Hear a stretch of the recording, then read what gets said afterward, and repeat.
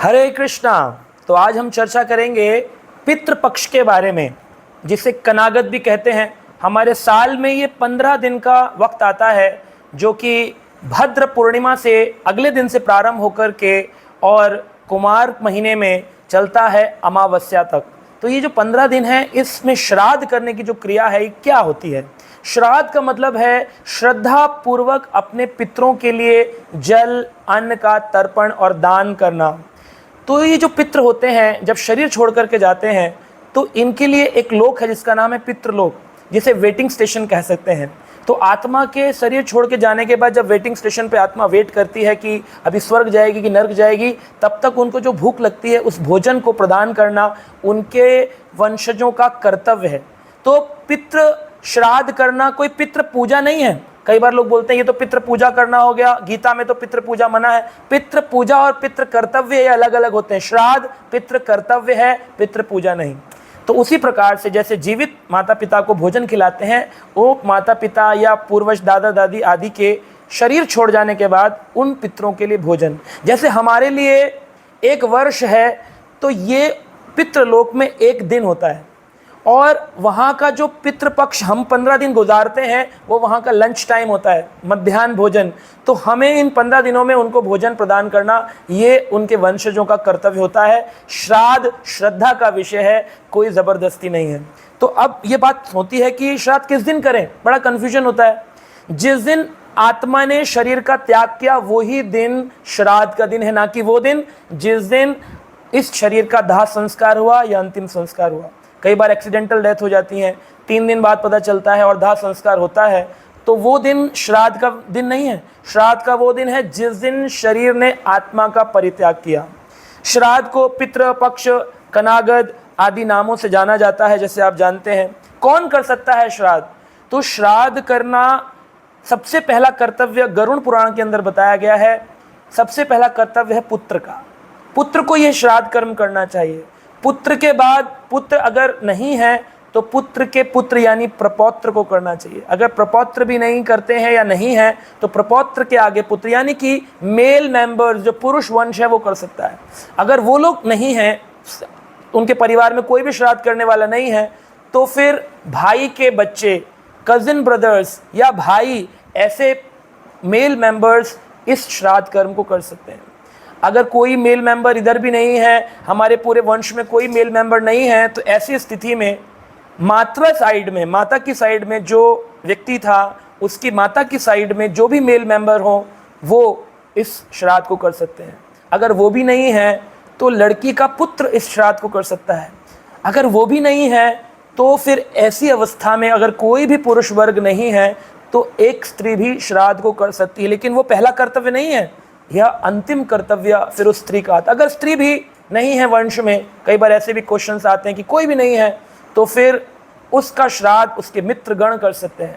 अगर कोई मित्र भी नहीं था तो फिर राजा का कर्तव्य है कि राजा उस श्राद्ध को कर सकता है। और राजा भी श्राद्ध नहीं करता है तो कोई ब्राह्मण उस श्राद्ध को कर सकता है, जो पितृकर्म कार्यों को करते हैं।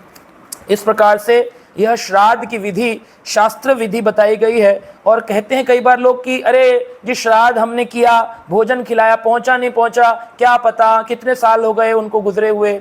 तो देखिए शास्त्र में ये बताया गया है, गरुड़ पुराण में, प्राप्नोत्यः अन्नम यथा दत्तम जातुर्यात्रावतिष्ठते यथा गोषु प्रनष्टस्सु वत्सो विन्दन्ति मातरम। जिस प्रकार से बछड़ा अपनी माँ को हजारों गायों के बीच में से पकड़ लेता है, ऐसे ही कोई भी पितृ के लिए किया गया पितृकर्म किसी भी योनि में पहुंचे हुए पूर्वज को प्राप्त होता है।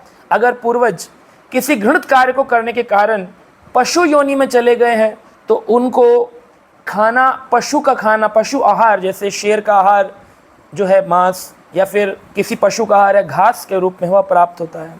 अगर किसी मनुष्य रूप में उस योनि ने अपना परिवर्तन किया है तो उनको मनुष्य के आहार के रूप में वह प्राप्त होगा। अगर कोई व्यक्ति भक्त था और उसने ऐसे अच्छे कर्म किए कि वह स्वर्ग लोक को पहुंच गया, तो स्वर्ग लोक के अमृत के रूप में उस भोजन को वो प्राप्त करेगा।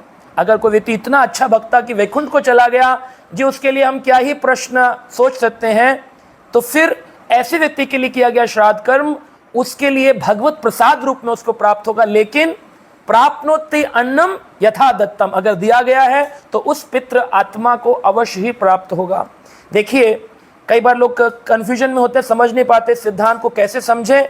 जिस प्रकार से कहते हैं कि एक व्यक्ति ने, आपका कोई जान पहचान का व्यक्ति अमेरिका में पढ़ता है, कोई बेटा या भाई, उसको पैसे पहुंचाने हैं, तो आप इंडियन रुपी में अगर बैंक में डालते हैं तो वहाँ वही रुपी कन्वर्ट होकर के डॉलर के रूप में उनको प्राप्त हो जाएंगे।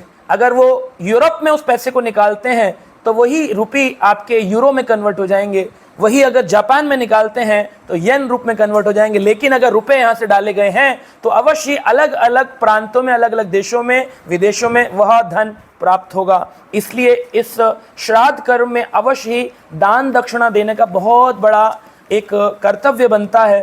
कहते हैं क्या करना चाहिए श्राद्ध के दिन? भोजन बनाएं जिस तिथि पर उनकी मृत्यु हुई थी। अगर तिथि स्मरण नहीं है या फिर पूर्णमासी की तिथि थी या कोई तिथि आपको स्मरण नहीं है तो अमावस्या के दिन इस श्राद्ध को किया जा सकता है। भोजन बनाइए, भोजन बना करके यथा योग्य किसी वैष्णव को बुला करके भगवान का भोग लगाकर वो भोजन खिलाइए। घर में कीर्तन करिए, भागवत, श्रीमद् भागवत कथा का पाठ करिए, भगवत गीता का पाठ करिए, भजन गाइए और इसी भोजन को गाय को भी प्रदान कर सकते हैं। अवश्य ही मंदिर आदि में दक्षिणा, ब्राह्मणों के लिए दक्षिणा देनी चाहिए। अगर आप ये सब नहीं कर सकते, आपके एरिया में ऐसे ब्राह्मण नहीं है, ऐसे वैष्णव नहीं है जो योग्य हो, तो फिर आप क्या कर सकते हैं, आप किसी मंदिर में, जैसे हमारे इस्कॉन द्वारका मंदिर के अंदर साधु सेवा चलती है जहाँ पर नित्य प्रतिदिन साधु लोगों को भोजन खिलाया जाता है। आप साधु सेवा या अन्नदान के रूप में अगर अपने पितृ के नाम से श्राद्ध करते हैं तो वह भोजन उनको नाम से यहाँ पर मंत्रोच्चारण के साथ खिलाया जाता है और वो पितृ को प्राप्त होता है। देखिए कैसे प्राप्त होता है। हमने साइंटिफिक विधि समझ ली कि पैसा ट्रांसफ़र हो रहा है बैंक्स में। शास्त्र विधि कहती है कि जब किसी के लिए पितृ तर्पण किया जाता है, वैसे तो 15 दिन लगातार जल तर्पण करना चाहिए, तिल लेकर और कुशा घास, क्योंकि ये दोनों भगवान के शरीर से निकले हैं। तिल भगवान के शरीर का पसीना है और कुशा भगवान के शरीर के रोंगटे हैं जो वराह भगवान से प्रकट हुए हैं। इसलिए इनको हाथ में लेकर तर्पण करना चाहिए। 15 दिन पितरों को पानी पिलाना चाहिए और जिस दिन उनकी मृत्यु हुई थी उस दिन उनके लिए श्राद्ध करना चाहिए।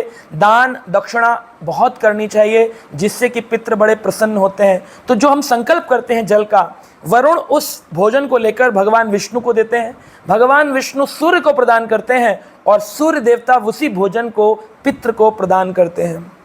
अगर किसी का श्राद्ध एकादशी के दिन हो तो अन्न का श्राद्ध नहीं करना चाहिए, फलाहार का श्राद्ध करना चाहिए। अगर किसी की मृत्यु एकादशी के दिन हो गई हो तो उस व्यक्ति के लिए एकादशी के दिन पिंडदान नहीं करना चाहिए, अगले दिन पिंडदान करना चाहिए, क्योंकि पिंड में तिल होता है और एकादशी के दिन वैष्णव लोग या भक्त लोग तिल दान नहीं करते हैं। आने वाले समय में आप श्राद्ध नहीं कर पाएंगे।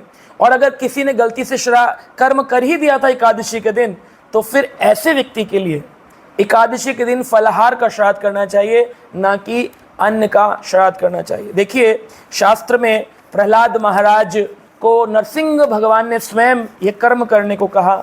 श्रीमद् भागवतम के 7वें स्कंद के 10वें अध्याय की श्लोक संख्या 22 में जब नरसिंह भगवान से प्रहलाद की चर्चा हो रही है तो भगवान कहते हैं, बोलो प्रहलाद तुम्हारी कोई इच्छा है? प्रहलाद कहते हैं, मेरी कोई इच्छा नहीं है, लेकिन मैं ये चाहता हूँ कि मेरे पिता को शुद्ध कर दो।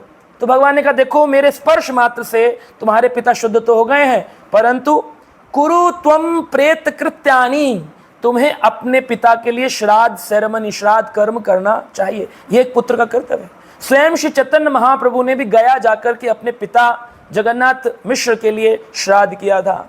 और स्वयं भगवान श्री राम ने अरण्य वनों में जब जंगलों में थे तो चित्रकूट में अपने पिता दशरथ महाराज के लिए श्राद्ध किया। तो हम देखते हैं भगवान अपने आचरण से हमें शिक्षा देते हैं। ये कोई ऐसा काम नहीं है कि बस खाना बना दिया बोझ से और खिला दिया किसी को, एक पंडित जी को भर भर के दे दिया, ऐसा नहीं है। श्राद्ध श्रद्धा का विषय है।